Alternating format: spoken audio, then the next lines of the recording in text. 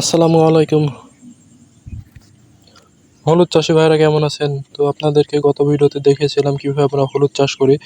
তো দেখুন হলুদের গাছগুলো কি সুন্দরভাবে হলুদের গাছ রয়েছে। দেখুন কি পরিমাণে গাছ রয়েছে হলুদের।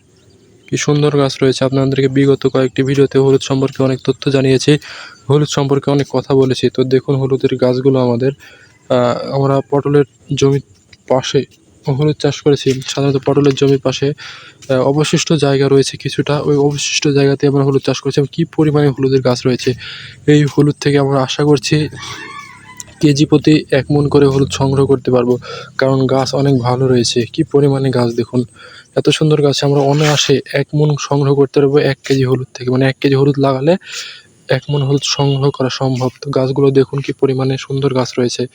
তো আপনারা যারা জমি ফেলে রাখেন অথবা মাচা করেন, মাচার ওপর ফসল করেন কিন্তু সাইডে অনেক ফাঁকা থাকে, সেই ক্ষেত্রে আপনারা সাইড করে হলুদ চাষ করে দেবেন। তাহলে দেখুন গাছগুলো দেখুন কি পরিমাণ সুন্দর এবং কি পরিমাণ বড় হয়েছে।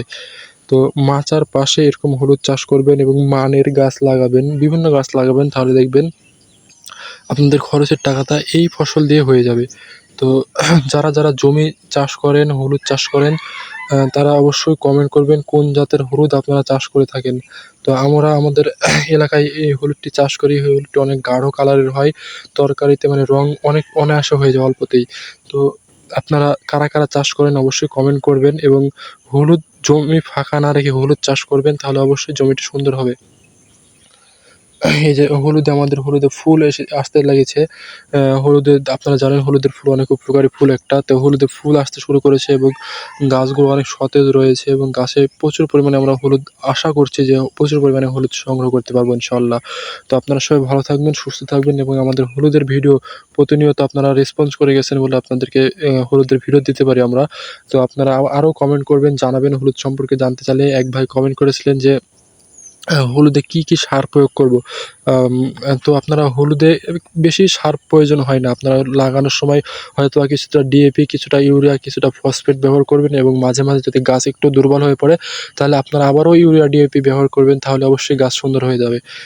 দেখুন আমরা খুব সার ব্যবহার করিনি। জমির পাশে রয়েছে, সেই পাশে থেকেই গাছগুলো কি সুন্দর রয়েছে। তো আপনারা ডিএপি, ইউরিয়া ব্যবহার করতে পারেন, কিন্তু কীটনাশক খুব একটা দরকার পড়ে না।